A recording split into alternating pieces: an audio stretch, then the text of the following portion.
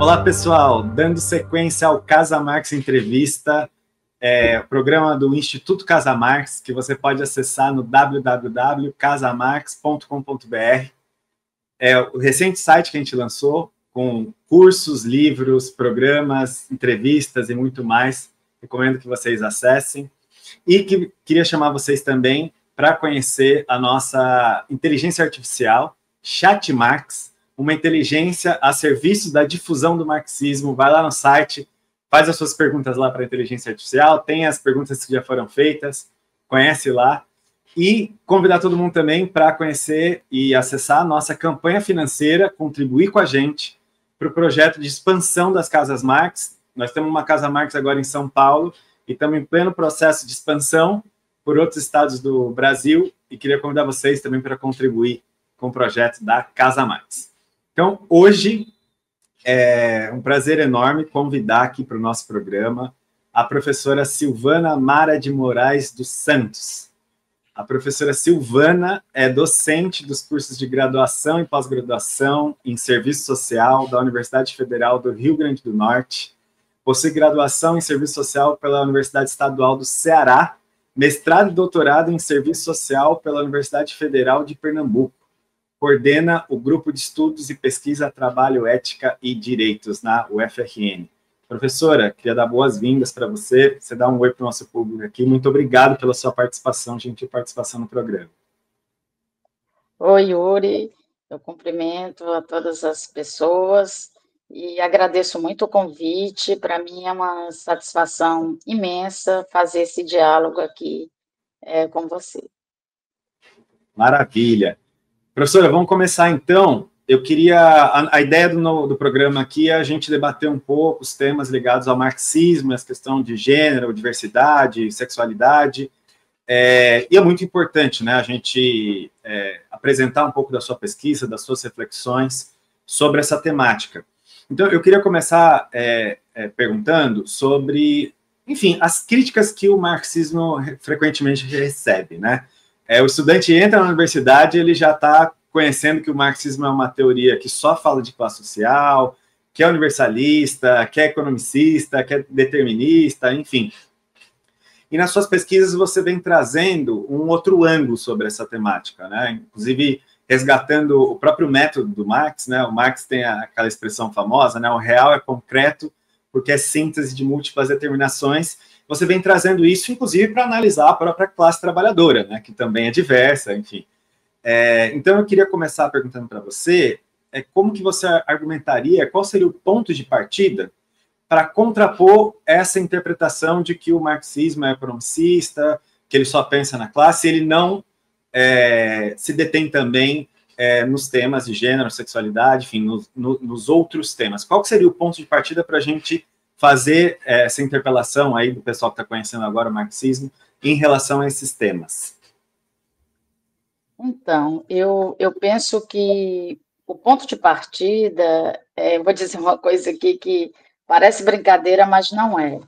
Que o ponto de partida é a gente ter uma imensa busca de capacidade de diálogo e de paciência histórica. Por que eu estou dizendo isso? Porque eu lembro, por exemplo, a minha experiência individual, início dos anos 2000, quando eu decidi estudar o tema da diversidade sexual, como você disse, eu sou da área do serviço social, e uma área que, a partir do final dos anos 70, fez uma aproximação com o marxismo, e ao longo dos anos 80, 90 e até hoje, tem aprimorado, né, essa interlocução com o marxismo. Diferente, por exemplo, das ciências sociais, que faz um movimento tendencial, né, de distanciamento, crítica e até mesmo negação do marxismo. Então, por que eu estou falando da necessidade da gente ter capacidade de diálogo e paciência histórica como elementos subjetivos iniciais, né? Porque essa discussão, né, da diversidade, ela foi muito trabalhada, arregimentada por perspectivas fragmentárias de análise da realidade, e o marxismo sempre sendo acusado de uma teoria, como você disse, economicista, que pensa a classe social no abstrato, né? Daí uma visão de universalidade supostamente abstrata, e isso a partir principalmente da década de 60 do século XX, ganha muita força, né? Seja no ambiente acadêmico, mas também no ambiente político, né? A ideia de que o marxismo, né, tem uma frase clássica que é: o marxismo não dá conta dessa nova realidade que surge a partir da década de 60 do século XX, com os movimentos feministas, com os movimentos antirracistas, pela diversidade sexual e outros, né, pela questão ambiental. Então, como a gente fazer uma discussão para mostrar, primeiro, que o marxismo não é uma coisa única, né? Então a gente precisava falar no plural, marxismos, e depois pensar, dentro desse universo, que autores, que perspectivas dialogam diretamente com o pensamento marxiano, ou seja, aquilo que vem efetivamente de Marx, e que pensamentos, mesmo se reivindicando, se dizendo marxista, mas, de certo modo, se distanciaram do método de análise da realidade, né? E, nesse sentido, muitas vezes, na análise da realidade, cometem, né, esse tipo de simplificação de só considerar o econômico, e o econômico afastado da cultura, dissociado da política. Então, assim, eu sempre gosto de dizer que tem uma verdade nessa crítica ao marxismo, que é a verdade que vem do lugar das leituras economicistas do marxismo. Mas que isso não é toda a verdade, porque o marxismo não pode ser reduzido a essa leitura, né, a essa ideia de que o econômico explica tudo, e não remeter o que é de mais primordial no marxismo, que é o seu método de análise da realidade, que vai partir de uma perspectiva de totalidade. Então, agora, te respondendo de uma forma mais objetiva, eu diria que o ponto de partida é convidar as novas gerações para, antes de qualquer coisa, a gente se situar historicamente, a gente pensar como é a vida que a gente está levando, né? Quais são as nossas condições de trabalho, nossa e de nossos familiares, da maioria das pessoas que a gente convive, nossos amigos, às vezes companheiros de luta, ou mesmo de diversão, enfim. Como é a vida que a gente está levando? Quais são as condições para a gente ter educação, saúde, transporte? Então, eu gosto sempre de fazer um convite quando as pessoas dizem assim: o marxismo não dá conta, o marxismo não ajuda a explicar. Qual é a vida que você está levando? Sua vida está boa no sentido de viver dignamente do seu salário, poder ir ao teatro, ao cinema, ao que de melhor a humanidade produziu? Eu escuto da maioria das pessoas dizendo: não, o meu orçamento, eu estou tirando, cultura é uma coisa que eu tiro, porque não dá para acessar, a não ser que seja gratuito.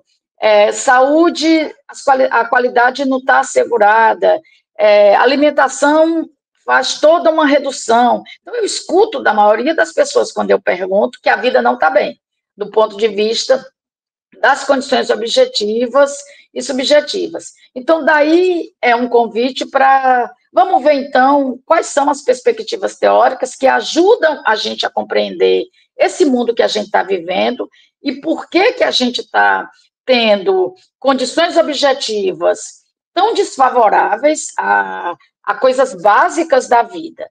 E, a partir daí, né, dessa contextualização, das pessoas se sentirem verdadeiramente, tomarem mais consciência do que é que elas estão vivendo, a gente, então, partir para os temas, o tema da diversidade sexual, o tema do feminismo, da questão socioambiental. Então, eu acho que o ponto de partida, como dizia Marx, é o indivíduo concreto, né? O indivíduo na sua vida cotidiana. E, a partir daí, a gente vai quase que abrindo portas, né, para mostrar que mundo é esse, que sociedade é essa, por que as coisas são desse jeito. Se a gente começa de uma forma muito abstrata, é difícil as pessoas entenderem a perspectiva de totalidade do marxismo. É difícil entenderem qual é a crítica que a gente faz a uma perspectiva fragmentária de entendimento da realidade.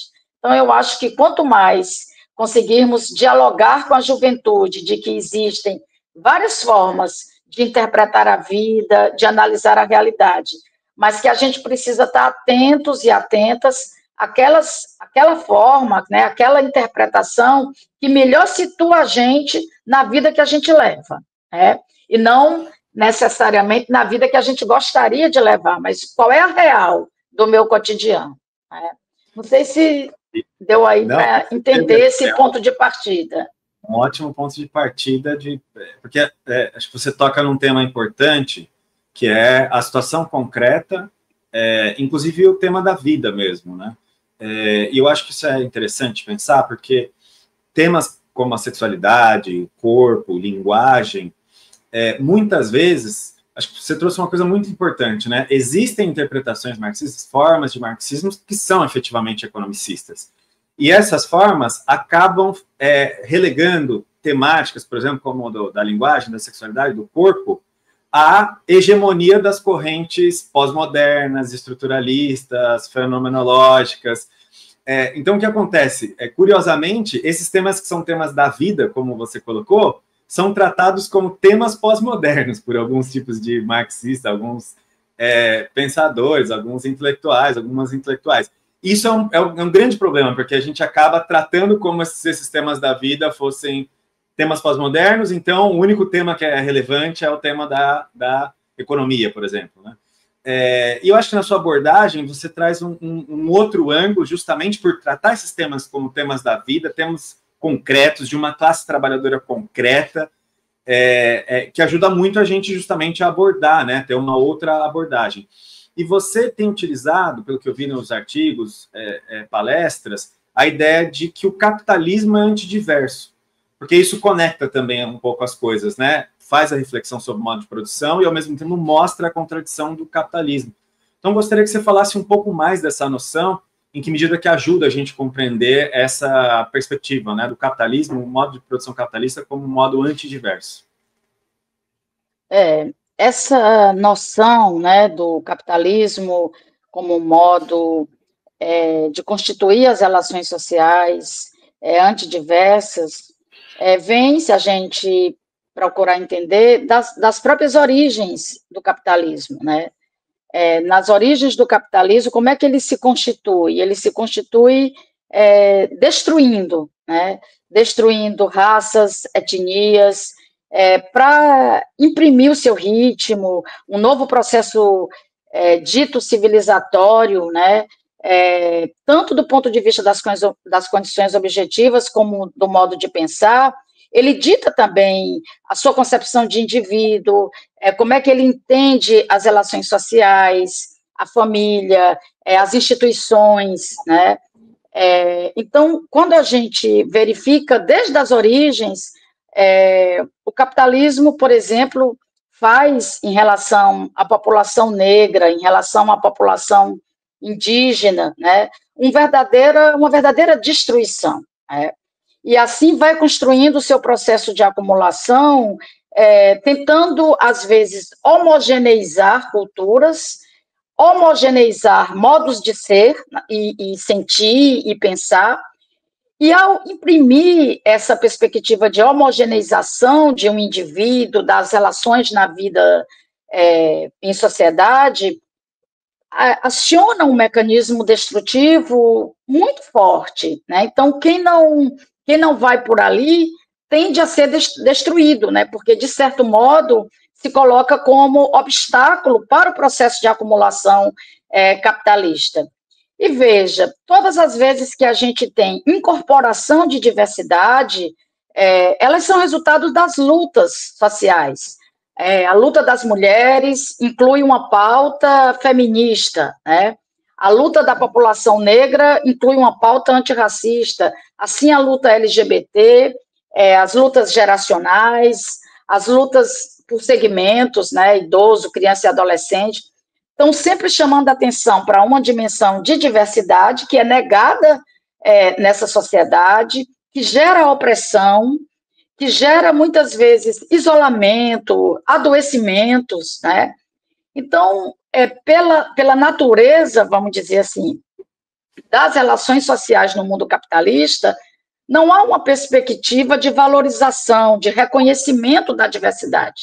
Quando isso ocorre, é resultado de luta, de reivindicação, que é sempre incorporada em determinados momentos históricos e, às vezes, destruída em outros, que é o momento que a gente está vivendo.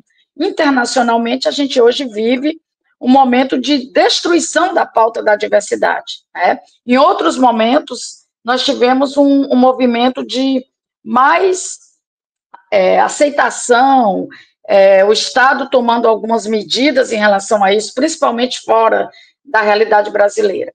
Então, quando eu penso a sociedade capitalista como uma sociedade antidiversa, é entendendo que ela é um movimento contínuo de exploração da força de trabalho, agregando racismo, LGBTfobia, né, misoginia. Então, ela vai agregando na sua estrutura relações sociais que tornam ainda mais forte, ainda mais destrutivo esse processo de exploração da força de trabalho. Então, é uma sociedade que convive muito mal, né, com a diversidade, seja em que nível for. Assim, as pessoas precisam lutar muito, os grupos, os segmentos, para que aquela sua pauta, aquele seu jeito de ser diverso, possa, de algum modo, ser valorizado, não se constituir em fonte de violência, de opressão, né? Então, eu acho que é uma sociedade desigual, organicamente desigual e antidiversa, o capitalismo, né? Não, muito interessante essa reflexão, porque liga a questão da luta. Depois eu vou querer resgatar isso aqui numa pergunta específica, né? Porque acho interessante que já liga a questão da luta de classes com, inclusive, as demandas, né, dos distintos setores oprimidos da sociedade, as demandas democráticas. Mas só ainda nessa cruzada, essa batalha aqui contra essas visões mais economicistas, um aspecto que você trabalha também é contra a ideia de que trabalhar, fazer o combate em torno das questões de valores, dos direitos democráticos, combates ideológicos, etc., seria uma cortina de fumaça, porque é como se a extrema-direita lança essa cortina de fumaça e a gente não deveria entrar nesse debate, né? Eu queria que você trouxesse um pouco essa reflexão e também pensando no sentido da ligação que você colocou agora, né? Porque, de um ponto de vista, parte da resposta é a gente entender que o próprio modo de produção tem essa tendência à homogeneização, a criar suas condições para acumulação de capital, e parte disso é a sua imbricação com o patriarcado, a sua imbricação com o racismo, enfim, são questões orgânicas do próprio modo de produção, né? Assim que o capitalismo opera para essa exploração da força de trabalho. Então, eu queria te perguntar isso, se desse ponto de vista, né, resgatando essa resposta que você fez, qual a importância que tem da gente colocar a luta pelos valores, pelos direitos democráticos, a luta contra a opressão, enfim, né, contra o racismo, LGBTfobia, contra o machismo, etc., também no centro, né? A importância da gente colocar também no centro do ponto de vista do marxismo, contra essa noção de que tudo isso é só uma cortina de fumaça. Yuri, eu penso que a noção de cortina de fumaça, ela quase sempre, não vou dizer sempre, porque a gente precisa analisar as coisas concretamente, mas quase sempre, principalmente nos últimos anos e durante, por exemplo, o governo Bolsonaro, mais recentemente, ela foi muito utilizada no campo das esquerdas, de um determinado tipo de esquerda, e quase sempre eu acho que é uma reprodução de uma leitura economicista, porque, veja bem, todas as vezes, vamos pegar aqui como exemplo o governo Bolsonaro, todas as vezes que o próprio Bolsonaro ou alguém ligado, né, a sua equipe, ministros, pessoas que defendiam e que eram pessoas públicas, falavam alguma coisa muito racista, né, antifeminista, LGBTfóbica. Então, o que acontecia? A gente tinha uma reação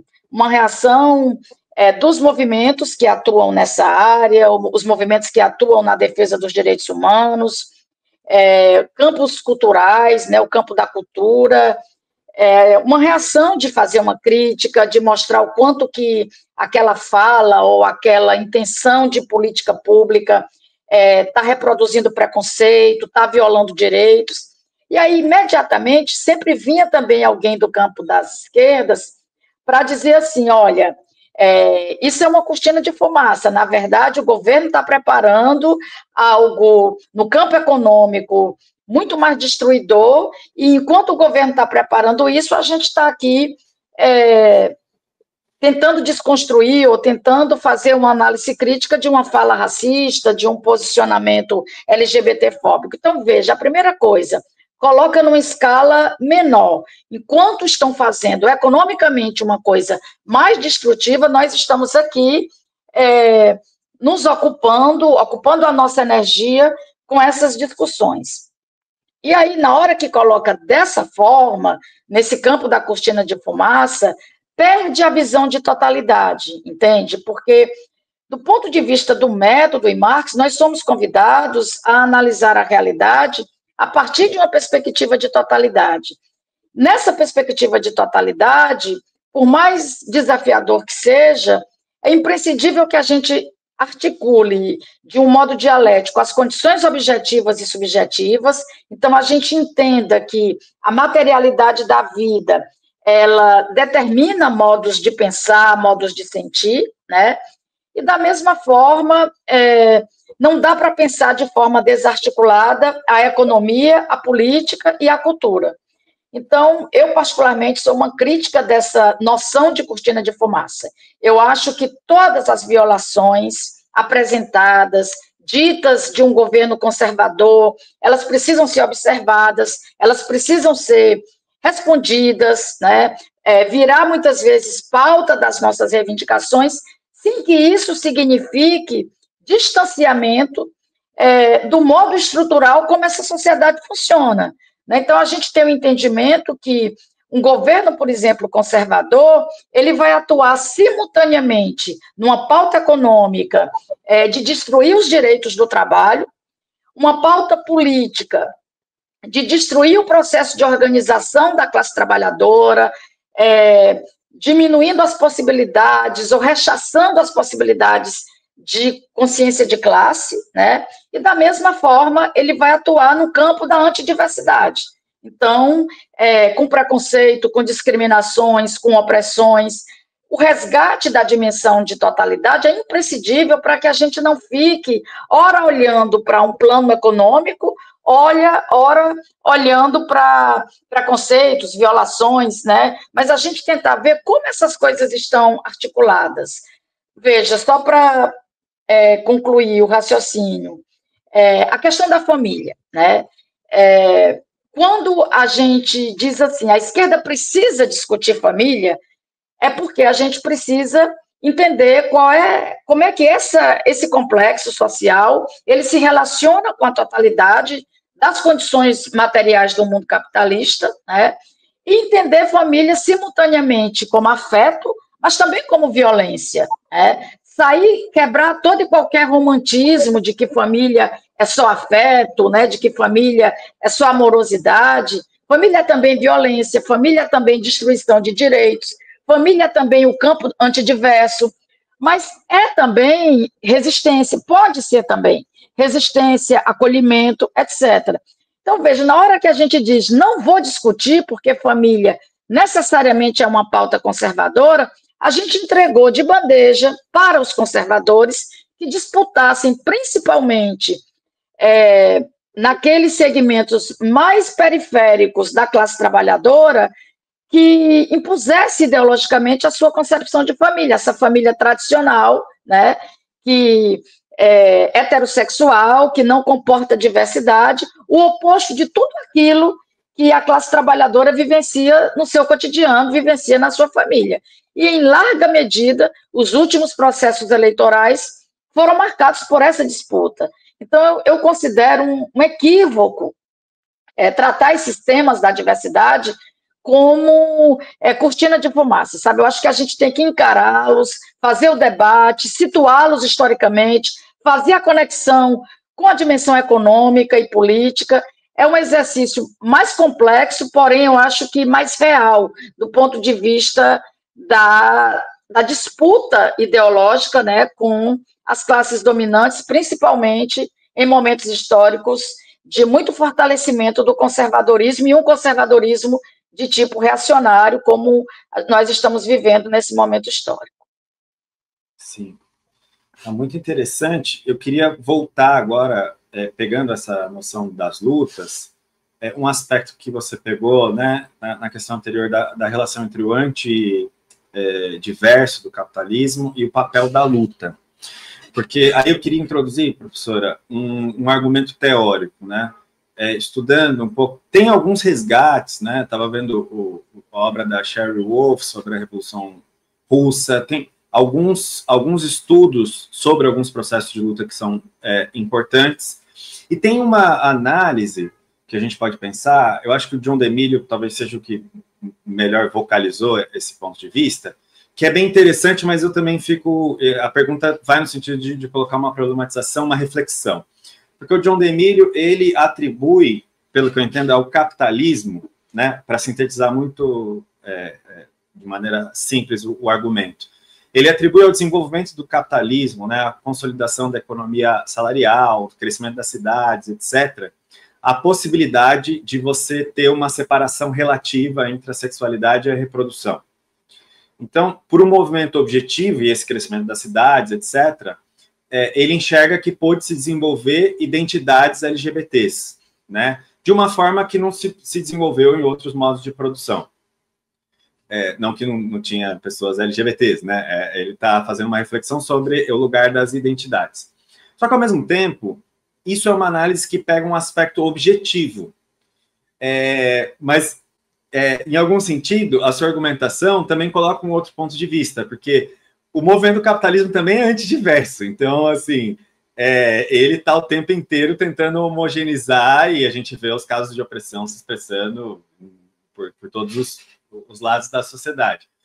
Então, o que eu queria te perguntar será que a gente pode fazer naturalmente essas reflexões, né, mais objetivas sobre o capitalismo, as forças produtivas, as cidades, etc., mas não é decisivo a gente incluir o elemento da luta de classes ou das lutas sociais, mais em geral, como parte dos processos de emergência das identidades, enfim, da diversidade? Então, traduzindo a pergunta de outra forma, como que a gente poderia argumentar qual é o papel da luta de classe na batalha contra a opressão sexual, as formas de repressão e etc., e para a emergência, na verdade, né, do aflorar das identidades LGBTs. Um teórico, né?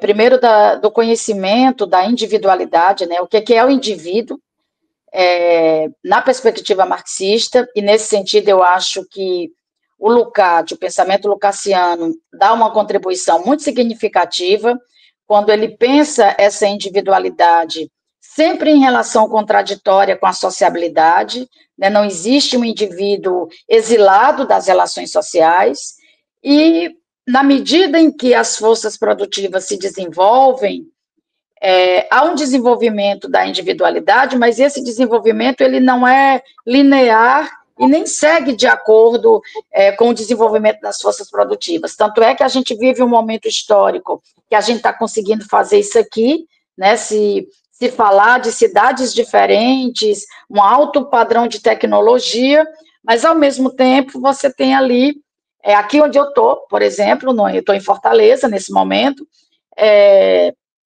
crimes cuja motivação é o fato da pessoa não ser heterossexual. Não? Então, um alto desenvolvimento tecnológico convivendo com uma barbárie subjetiva imensa, né? Então, não é linear que o desenvolvimento das forças produtivas gere uma melhor consciência do ponto de vista do entendimento dessa diversidade, né? E onde é que vai ter os pontos de tensionamento? É justamente nas disputas da luta de classes, né? Quando, por exemplo, a classe trabalhadora, no seu movimento histórico, percebe, né, se identifica de que nós temos mulheres nessa classe trabalhadora, nós temos pessoas negras, pretas nessa classe trabalhadora. Essa classe trabalhadora não é heterossexual, né? Nós temos aí a presença das pessoas trans, das pessoas lésbicas, das pessoas gays. Então, veja, é um movimento histórico, né, de autoconstrução dessa classe trabalhadora que vai quebrando com essa universalidade abstrata que muitas vezes nós, mesmo no campo da esquerda, tratamos. Classe trabalhadora é como se fosse algo abstrato, né, de estudo, né, diz um lugar onde nós estamos do ponto de vista do processo produtivo. Somos trabalhadores e trabalhadoras. Mas esses trabalhadores e trabalhadoras têm, na sua individualidade, constituições que dizem respeito à sua geração, que diz respeito ao lugar onde mora, né? E também à sua identidade de gênero, à sua diversidade sexual. E é pela luta de classes, de projetos de classe em disputa, que a gente consegue politizar essa diversidade. Ela deixa de ser uma dimensão meramente individual, que eu me identifico ou não com determinado modo de ser no campo do gênero, no campo das relações da identidade de gênero, para a gente pensar como e por que esse modo de ser se tornou um caminho para a violência, se tornou um caminho para a violação dos direitos. Então, esse processo, ele não é individual, né? A descoberta, a gente sente individualmente, no primeiro momento, mas a construção política disso se dá no terreno da luta de classe. E foi assim que conseguimos, de diferentes modos, né, incluir essas temáticas fazendo parte de um projeto revolucionário, para a gente poder dizer, olha, quando eu estou falando de classe trabalhadora, porque durante muito tempo pareciam que eram dois mundos. Ora eu estou falando da classe trabalhadora, ora eu estou falando, por exemplo, das lutas LGBTs. Ora eu estou falando da classe trabalhadora, ora eu estou falando das lutas feministas. O que a gente está tentando fazer é dizer, não são dois mundos. Nós estamos falando de mulheres trabalhadoras, nós estamos falando de LGBTs trabalhadores e trabalhadores, né? Então, na hora que a gente começa a articular melhor a dimensão da individualidade com um projeto societário, eu acho que a gente vai rompendo resquícios do pensamento liberal que habita mesmo no terreno de quem quer transformar a sociedade. Né, que é essa ideia do abstrato, né, que é essa ideia da construção de uma noção de homem branco, homossexual, heterossexual, né, e a gente vai quebrando com isso para falar de uma classe trabalhadora que é diversa, né, que tem uma composição com diferentes dimensões e que isso vai interferir na luta, vai interferir nas reivindicações e também no processo de formação da consciência.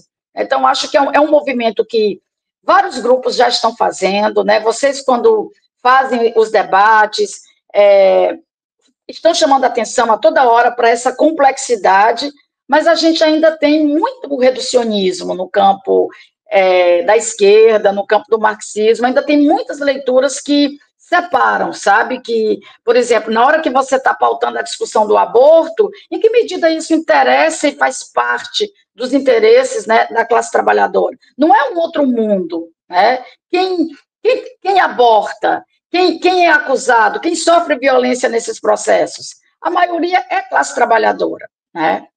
Não sei se deu para a gente fazer uma interação aí com o que você colocou.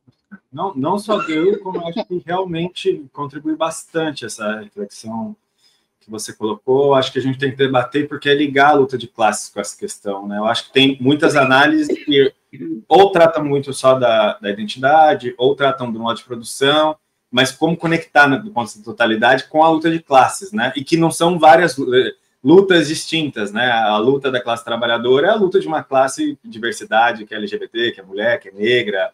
Então, acho que pensar isso realmente é muito importante assim, para esse debate. Eu queria fazer uma última questão, professora. só para trazer isso um pouco para o campo do serviço social. Na verdade, era para ter uma avaliação sua de como que a gente está, assim, do ponto de vista da reflexão do marxismo, se vem avançando ou não, porque eu acho que, de certa forma,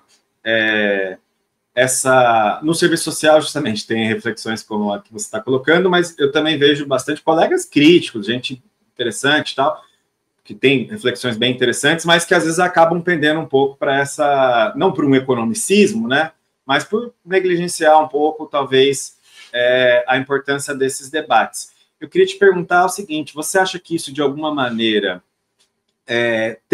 você enxerga uma trajetória teórica, influências que tem no serviço social, como ele se constituiu, para que ainda tenha alguma reminiscência, ou enfim, se expresse um pouco desse tipo de influência economicista?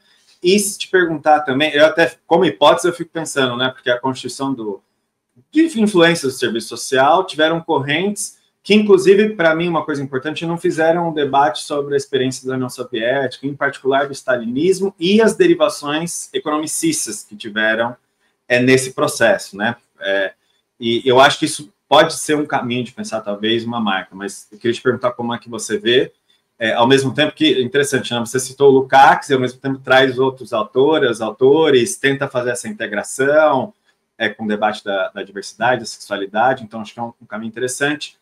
E pensar como você vê o papel da UFRN. Você acha que no Nordeste, na UFRN, você que conheceu bastante aqui, eu estou fazendo pós-doc aqui na UFPE, né, conhece bastante aqui, conhece a UFRN, você acha que tem um caminho, assim, no Nordeste ou na UFRN, alternativo, no sentido de colocar essa visão, como você está colocando, enfim, um espaço para você colocar um balanço um pouco sobre como você está vendo o marxismo e a questão do serviço social, também ligado a essa temática que a gente está debatendo.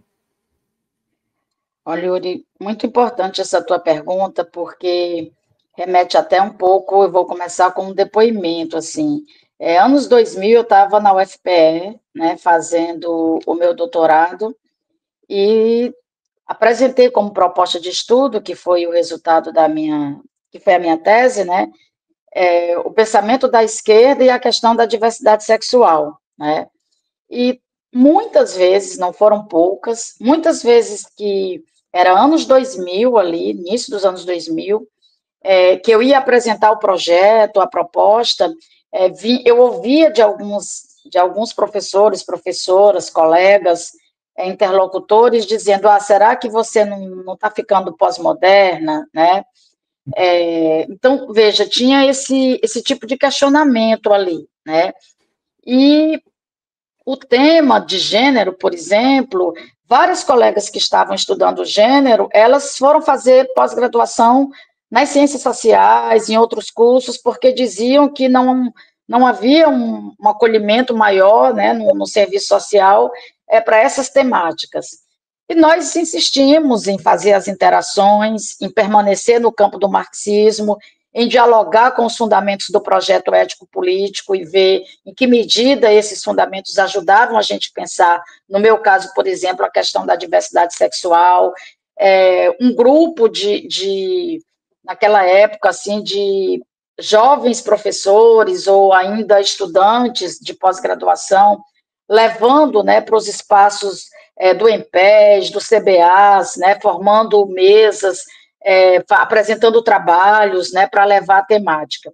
Então, eu acho que há uma luta, há uma busca no serviço social, que já temos aí uma trajetória, né? Partimos daquelas experiências que contou com pesquisadores, militantes, o movimento estudantil tendo um papel importante dentro da profissão para trazer esses temas.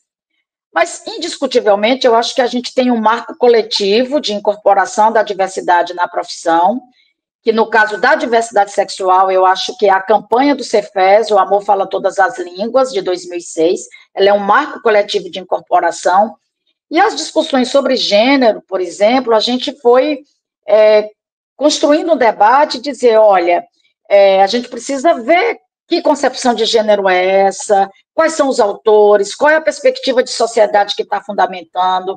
Então, a gente fez também uma crítica a concepção de gênero nos primórdios ali dos anos 80, que é incorporado, né, na profissão, e tentando dizer como que a gente resgata uma perspectiva de totalidade para entender essas questões. Então, quando as pessoas me perguntam assim, o serviço social incorporou tardiamente esses debates, seja de gênero, seja de sexualidade, diversidade, eu costumo dizer que quando a gente diz que incorporou tardiamente, a gente acaba fazendo uma leitura sem história, porque se a gente pensar o serviço social, as suas origens é de uma profissão extremamente conservadora. O serviço social não surgiu para mudar o mundo, né? Mas ali, no final dos anos 70, a gente faz uma mudança radical no nosso modo de pensar a sociedade, pensar a profissão, pensar a população usuária, e a partir dali a gente tem procurado incorporar pautas, desmistificar essa classe trabalhadora abstrata, né? E dialogar bastante com quem luta, né? Verdadeiramente com quem luta, para saber qual é a pauta, o que é que deve ser incorporado. Veja, o tempo histórico em que o serviço social incorpora esses temas é semelhante ao tempo histórico que os principais partidos políticos de esquerda fizeram a incorporação, criaram grupos internos dentro da sua organização para tratar esses temas. Só que tem uma diferença fundamental. Esses partidos surgiram para mudar a sociedade capitalista, surgiram com um compromisso de crítica a essa sociedade. O serviço social, não, ele surge no mar conservador.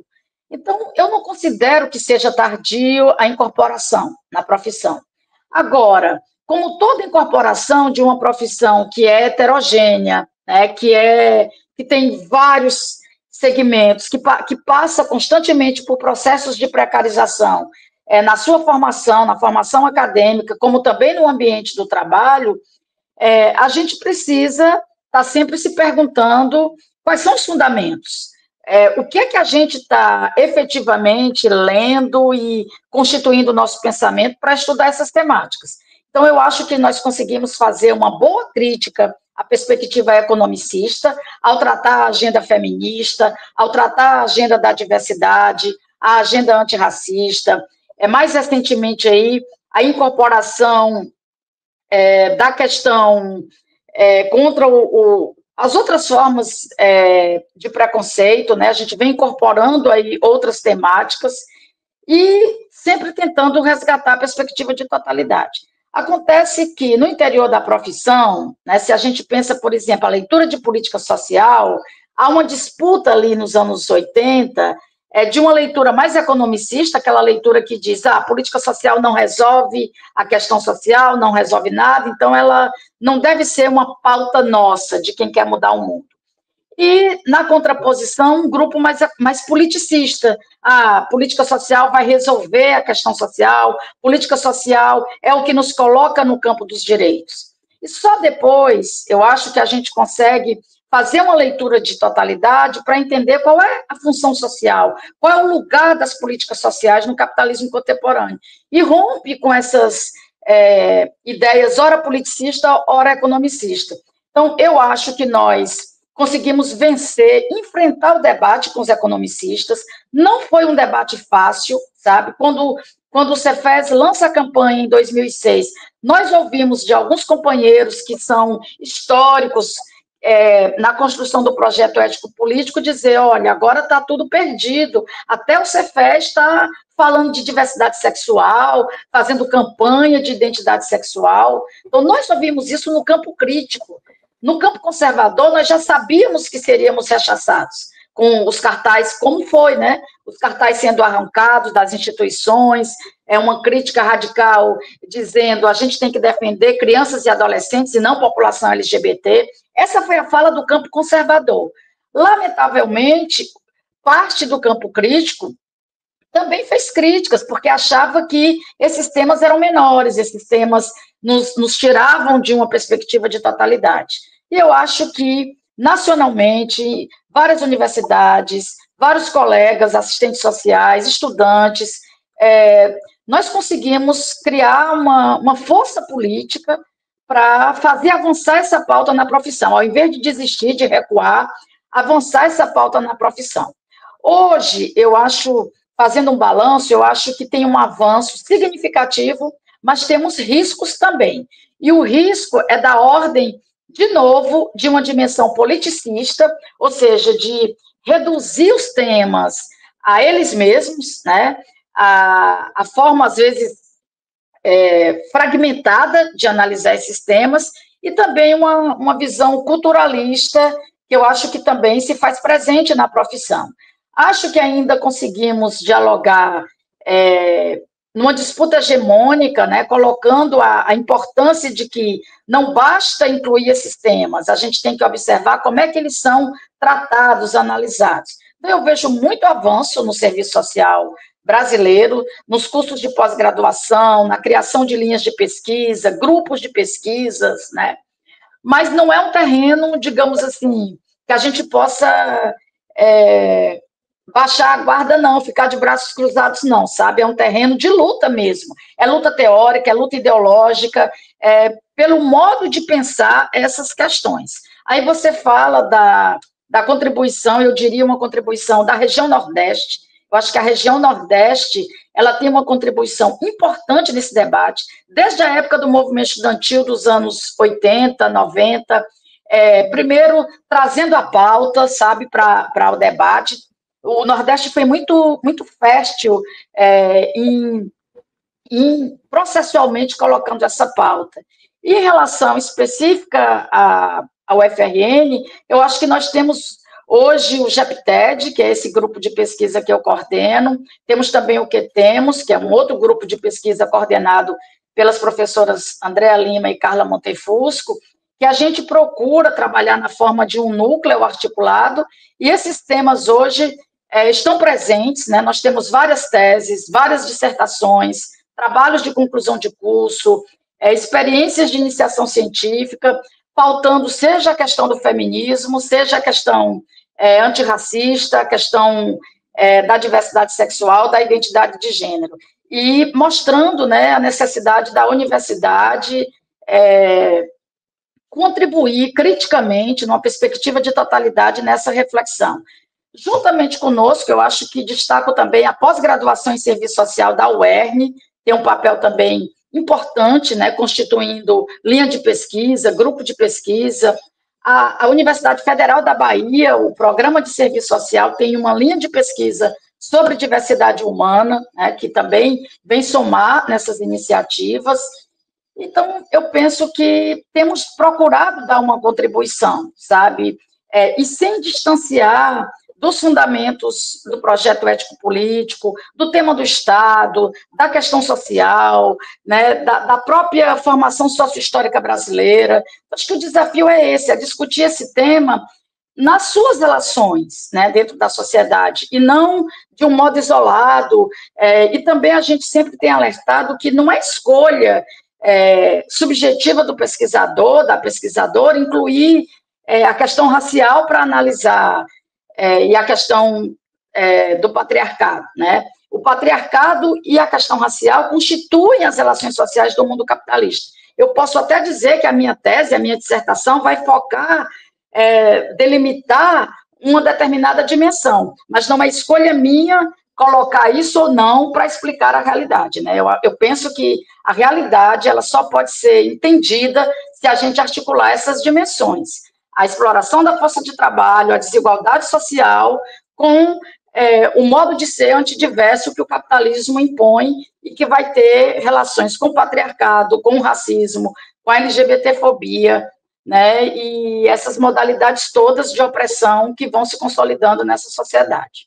Eu acho que a gente está aí também com uma preocupação de nos articularmos, né, com os grupos no ambiente das esquerdas, então não é uma coisa academicista, né? É uma leitura que procura ter um diálogo na luta social, participar dos momentos de luta. A gente vai ter agora o 17 de maio, nós mesmos do grupo estaremos promovendo uma atividade.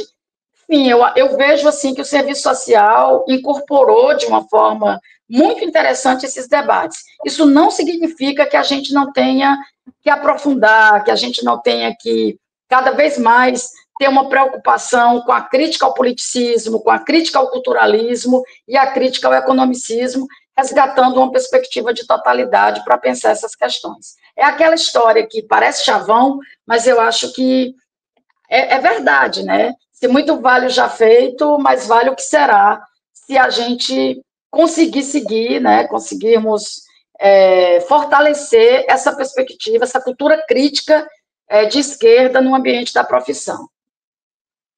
Maravilha, professora. Não, acho que assim foi uma aula não só da reflexão sobre diversidade, a relação com o marxismo, mas inclusive agora essa questão do serviço social, tanto dos perigos, né? Acho que você acrescentou os perigos economicistas e tem um outro lado também, né? Que se chama de politicista ou culturalista, que pode virar até uma visão mais reformista, né? De política pública, ainda mais com toda a reflexão que nós temos que fazer sobre o Brasil, o problema da conciliação, enfim. Eu acho que você colocou dois horizontes que a gente tem que estar atento, né, seja do politicismo, seja do economicismo, para que tenha uma perspectiva verdadeiramente do ponto de vista da totalidade, revolucionária, enfim, coloque o marxismo aí na ofensiva.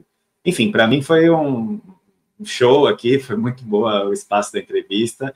Eu queria agradecer muito a professora Silvana pela participação. Enfim, deixar o convite aberto também para que a gente possa fazer outras entrevistas, outros diálogos desse tipo, outras atividades. Eu parti de conhecer o seu trabalho vendo a sua atividade no evento que fizemos na UFRN, por um futuro comunista, que foi um show lá também, junto com o Cris, junto com Virginia Gitzel, um outro professor. Enfim, eventos como esse acho que ajudam, na verdade, a gente desenvolver, né, difundir esses debates. Espero que a entrevista também, eu estou confiante que ela também possa chegar aí a um público mais amplo e que a gente consiga difundir essas ideias. Então, é isso que eu queria agradecer e deixar, se você quiser fazer alguma última consideração, professor, fique à vontade. Eu queria agradecer imensamente o convite, desde aquele evento, e a gente já fez outros juntos, né, em outros momentos. Sempre muito bom esse diálogo e isso fortalece, sabe, as discussões que a gente vem fazendo. Então, estou à disposição para novos diálogos, debates. Super, super obrigada. Maravilha, professora. Muito obrigado. Então, com isso, a gente termina, então, essa entrevista com Silvana Amara aqui para o Casa Marx Entrevista. Obrigado a todos.